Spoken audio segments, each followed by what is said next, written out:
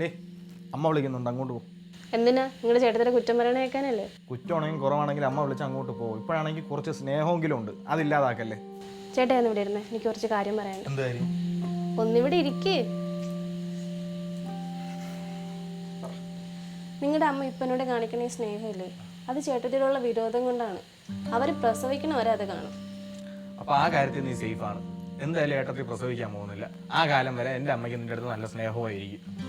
ആരോ പറഞ്ഞ ഏട്ടത്തിൽ പ്രസവിക്കില്ല എന്ന്?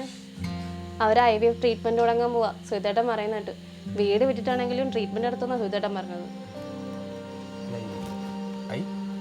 IVF സംഭവം ഇൻവിട്രോ ഫെർട്ടിലൈസേഷൻ. അത് ചെയ്ത ചേട്ടത്തി എന്തായാലും പ്രസവിക്കും. അങ്ങനെ ഇങ്ങനെ സംഭവിച്ച പിന്നെ നമ്മുടെ കാര്യം പറയണ്ടല്ലോ. മനസ്സിലായില്ല എനിക്ക്. ഇങ്ങനൊരു മണവണാഞ്ചൻ. ചേട്ടത്തി എങ്ങനെ പ്രസവിച്ചു കഴിഞ്ഞാൽ ചേട്ടൻ തിരിച്ച് ദുബായിലോട്ട് പോകും. പിന്നെ അമ്മയ്ക്ക് അവരോട് സ്നേഹമാവും. പിന്നെ നമ്മൾ ഇവിടുന്ന് പുറത്താണ്. അങ്ങനെ നമ്മളൊന്നും പുറത്താവാൻ പോകുന്നില്ല. ഞാൻ എവിടത്തെ ഇളയ മോനാണ്. ഇളയ മോനാണെന്ന് പറഞ്ഞിട്ട് എന്താ കാര്യം? ഉദാഹരണത്തിന് ഞാൻ ഫ്രൂട്ട്സ് തീർന്നു പറഞ്ഞിട്ട് 3 ദിവസമായി. നിങ്ങൾ മൈൻഡ് ചെയ്തോ? എന്നിട്ട് സുഹൃത്തായിട്ട് ഇന്ന് പുറത്തോട്ട് പോകാൻ നേരത്ത് ഞാൻ ഫ്രൂട്ട്സ് തീർന്നു റൂമിൽ ഇരുന്ന് ഉറക്കെ വിളിച്ച് പറഞ്ഞുകൊണ്ട് എന്ന് എനിക്ക് ഫ്രൂട്ട്സ് കിട്ടിയത്. അല്ല, നീ പറഞ്ഞു വരുന്നത് ഞാൻ ഇനി ഉണർന്ന് പ്രവർത്തിക്കണമെന്നാണോ? മിണ്ടിപ്പോരുത്. ഒന്ന് ഉണർന്ന് പ്രവർത്തിച്ചതന്നെ ഞാനീ ഇരിക്കുന്നത്. നോർക്ക് വഴി അറ്റൻഡ് ചെയ്ത ഇന്റർവ്യൂവിന്റെ റിസൾട്ട് വന്നിട്ട് മതി കുഞ്ഞിന് ഞാൻ പറഞ്ഞില്ലേ. എന്നിട്ട് നിങ്ങൾ കേട്ടോ? എന്നൊക്കെ ഇവിടുത്തെ സിറ്റുവേഷൻ അറിയാലോ. എടി, ഒരു കുഞ്ഞിക്കാലെങ്കിലും വീട്ടിൽ ഓടിക്കളിക്കട്ടെന്ന് വിചാരിച്ചിട്ടാണ്. അയ്യാ, കുഞ്ഞിനെ കളിപ്പിച്ചെങ്കിൽ ഇരുന്നാൽ മതിയല്ലോ. റിസൾട്ട് ഒന്ന് പാസ്സാവാണെങ്കിൽ ഞാനങ്ങ് പോകും. ഇപ്പൊ അകത്ത് കയറിപ്പോ, അമ്മ വിളിക്കില്ല ഇപ്പൊ.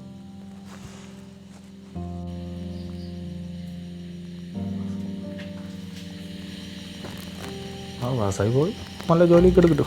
ഈ മാസം അയച്ചെന്നാൽ ഞാൻ കൊച്ചിനെ നോക്കിയിരുന്നോളാം.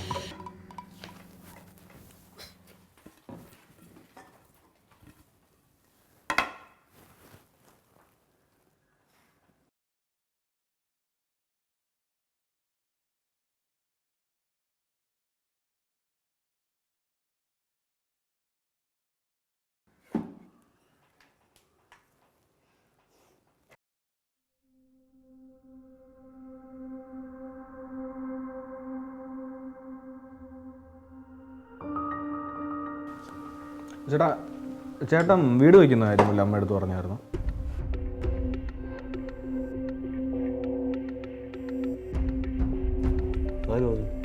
അല്ല, ഞാൻ കേട്ടത് ജസ്റ്റ് ചോദിച്ചത്. അമ്മ പറഞ്ഞു.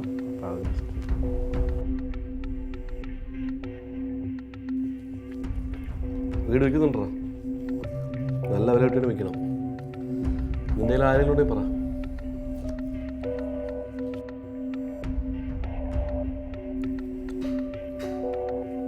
അങ്ങനെ പറഞ്ഞാൽ എങ്ങനെയാ?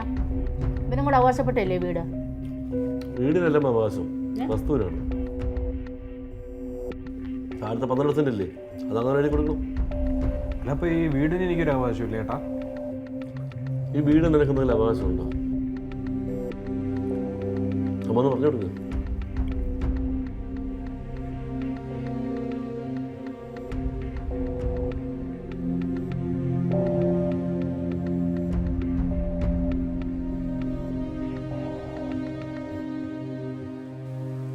അമ്മയോട് ആരാ പറഞ്ഞ ഈ വസ്തു ഏട്ടൻ വിൽക്കാൻ പോവാണെന്ന്? വീട് വിട്ടിട്ട് നിന്നെ ചികിത്സിക്കാൻ പോവാന്ന് ഇവനല്ലേ പറഞ്ഞത്? നീ കേട്ടില്ലയോ? അതപ്പോഴത്തെ ദേഷ്യത്തിന് പറഞ്ഞല്ലേ അമ്മേ? കേട്ട പാതി കേൾക്കാത്ത പാതി അമ്മ ഇവനെ കുത്തികളൊക്കെ വിട്ടല്ലേ. ഈ അച്ഛൻ്റെ അമ്മയുടെ സ്നേഹം എന്ന് പറയുന്നത് മക്കളെ വരുമാനം കണ്ടിട്ടാവരുത്. എന്തായാലും ഓരോരുത്തരുടെ മനസ്സിൽ പറയാൻ പറ്റില്ലല്ലോ. നിന്റെ മനസ്സിലിപ്പോൾ എനിക്ക് മനസ്സിലാക്കാൻ പറ്റുമല്ലോ. ചേട്ടാ, അമ്മ ഉദ്ദേശം അങ്ങനെയല്ല ചേട്ടാ. ചേട്ടാ ഇങ്ങനെ പൈസ ഇത്രയും കൊടുത്തിട്ടും ചികിത്സയ്ക്ക് ഒരു ബലവും ഇല്ല. അപ്പോൾ അങ്ങനെ പൈസ പാഴാക്കി കളയുന്നത് കൊണ്ട് അമ്മ അത് പറഞ്ഞതേ ഉള്ളൂ. അല്ലാതെ വേറെ ഇതായിട്ടൊന്നും ഇല്ല അല്ലേ എന്നെ? ആണോ? അത്ര വേവലാതിയാണെങ്കിലേ നീ ഇടയ്ക്ക് അമ്മയോട് പറഞ്ഞു കൊടുക്കണം. സ്വന്തം മകനൊരു കുഞ്ഞില്ലല്ലോ, അവനൊരു കുഞ്ഞിക്കാർ കാണണമെന്ന് സർവേശ്വരോട് പ്രാർത്ഥിക്കുക. അതൊന്നും ചെയ്തിട്ടില്ലല്ലോ.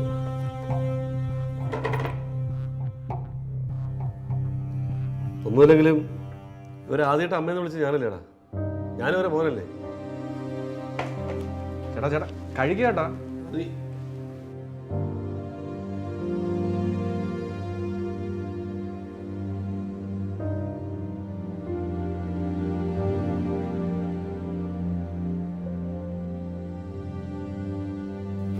അമ്മേ അവർ പറയുന്നതൊക്കെ ഞാൻ കേട്ടു. അങ്ങനെ ഒരു പാഴ്വസ്തു വാങ്ങി ഞങ്ങൾ ഇവിടെ ഇറങ്ങുമെന്ന് ആരും വിചാരിക്കണ്ട.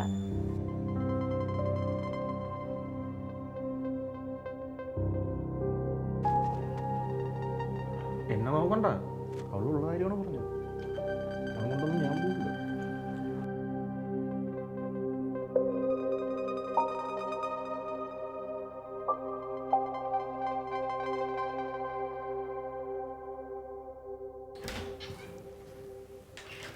എന്താ ഒരു ആലോചന? ഒന്നുമില്ല. ഈ നല്ലതായിട്ട് ആലോചിക്കാൻ ഈ വീട്ടിലൊന്നുമില്ലല്ലോ. സത്യം പറഞ്ഞാൽ ഈ വീട്ടിൽ സന്തോഷം ഇല്ലാതാക്കിയത് ഞാനാണല്ലേ. അന്നേ പ്രസവിക്കത്തില്ല എന്നറിഞ്ഞപ്പോൾ എന്നെ അങ്ങ് ഉപേക്ഷിച്ചുകൂടായിരുന്നോ? ഇതിനോട് പലവട്ടം പറഞ്ഞിട്ടുണ്ട് ഇമാര് വർത്തമാനം പറയരുത്. കല്യാണം കഴിക്കാൻ പോകുന്ന പെണ്ണിൻ്റെ പണവും സൗന്ദര്യവും സ്ത്രീധനത്തിൻ്റെ കണക്കും അതുപോലെ പ്രസവിക്കാനുള്ള കപ്പാസിറ്റി നോക്കി കല്യാണം കഴിക്കാൻ എന്നെ കിട്ടില്ല. അങ്ങനെയുള്ളവരുണ്ടാവും. ഞാൻ ടൈപ്പൊന്നുമല്ല. ചേട്ടൻ ഞാൻ വിഷമിപ്പിക്കാൻ വേണ്ടി പറഞ്ഞതല്ല. അപ്പം ഒന്ന് ആലോചിച്ച് നോക്കി, നല്ലൊരു ജോലിയും കളഞ്ഞ് എല്ലാ സമ്പാദ്യം മൊത്തം ഇങ്ങനെ ചികിത്സയ്ക്കായിട്ട് കളയല്ലേ. വീട്ടുകാരെ കുറ്റം പറയാൻ പറ്റുമോ? എൻ്റെ സമ്പാദ്യം മൊത്തം പോയാലും കുഴപ്പമില്ല, നമുക്കൊരു കുഞ്ഞിനെ വേണം. ഇപ്പം തന്നെ ആശുപത്രി പോയപ്പോൾ ഓരോ കുഞ്ഞുങ്ങളെ കാണുമ്പോൾ സത്യം പറഞ്ഞാൽ കൊതിയാവുക. നമുക്കിതുപോലൊരു കുഞ്ഞിനെ കിട്ടണമെന്ന് ഞാൻ ദൈവത്തോട് മനോരുകി പ്രാർത്ഥിച്ചു.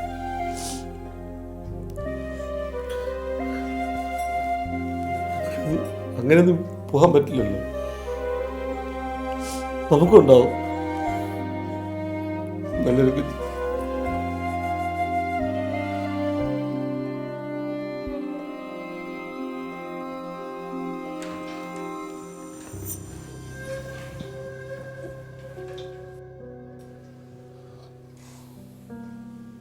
ഡോക്ടർ പറഞ്ഞായിരുന്നു 24 മണിക്കൂർ പെണ്ണുപിള്ളെ കെട്ടിപ്പിടിച്ചിരിക്കണമെന്ന്.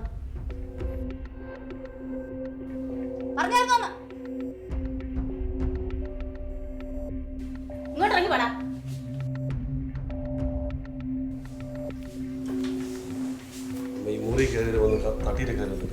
ഞാൻ അറിഞ്ഞു അതിന് രണ്ടും കൂടെ അവിടെ ഒട്ടിപ്പിടിച്ചിരിക്കുവാന്ന്.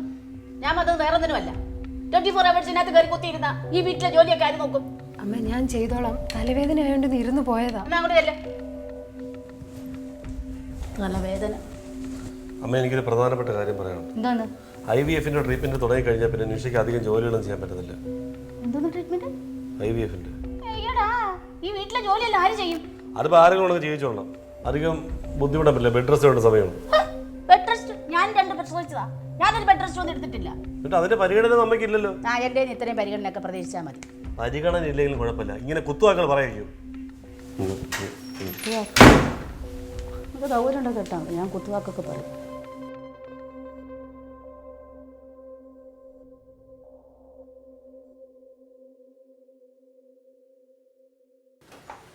ഓ അമ്മാവൻ. ഹലോ അമ്മാവ. ഓ എന്ത് വിശേഷം അമ്മാവ. ഈ കണക്കിന് പോയാൽ ഞാൻ വല്ല വൃദ്ധസ്ഥാനത്തിലെങ്ങാനും പോയി കിടക്കേണ്ടി വരുമെന്നാണ് തോന്നുന്നത്.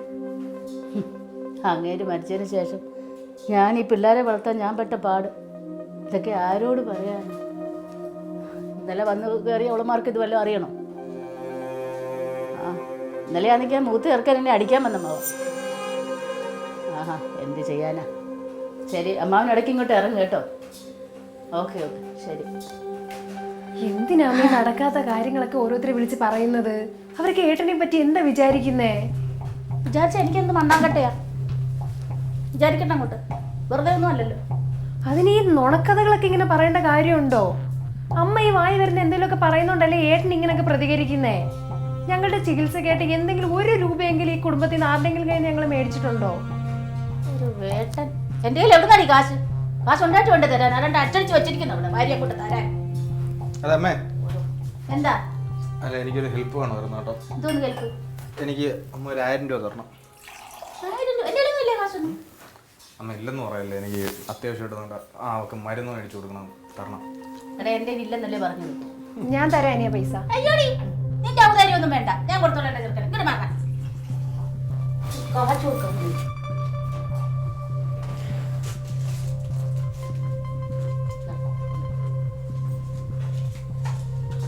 അത് കുഴപ്പമില്ല. എനിക്ക് കുറച്ചുള്ള ആപ്പിളൊക്കെ മേടിച്ചു കൊടുക്കാം. പ്രീതി ഇത്ര നേരം ഇങ്ങോട്ട് കണ്ടില്ലല്ലോ. എവിടെ ആയിരുന്നു? നല്ല നല്ല ബാക്ക് പെയിൻ ആയിരുന്നു ചേച്ചി, ഞാൻ ഒന്ന് കിടക്കുമായിരുന്നു. രാവിലെ പ്രീതിക്ക് വേണ്ടിയിട്ട് ഞാൻ പഴംപൊരി ഉണ്ടാക്കിയായിരുന്നു. ആ എടുത്തുതരാം.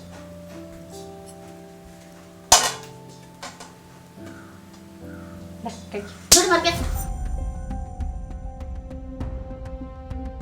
ഒരു കൊച്ചുങ്ങൾ ഇല്ലാത്തതുണ്ടല്ലോ, ഉണ്ടാക്കി തരുന്ന വല്ലതും തിന്ന നിന്റെ ഗർഭം വലിച്ചിപ്പോ. പഴംപൊരി ഉണ്ടാക്കൊണ്ട് വന്നേക്കുന്നു. പറഞ്ഞാൽ വരെ പൂങ്കണ്ണീരും പൊടിച്ചൊന്ന് നടന്നോളൂ. അവന്റെ അടുത്ത ചെലവാകത്തുള്ളൂ.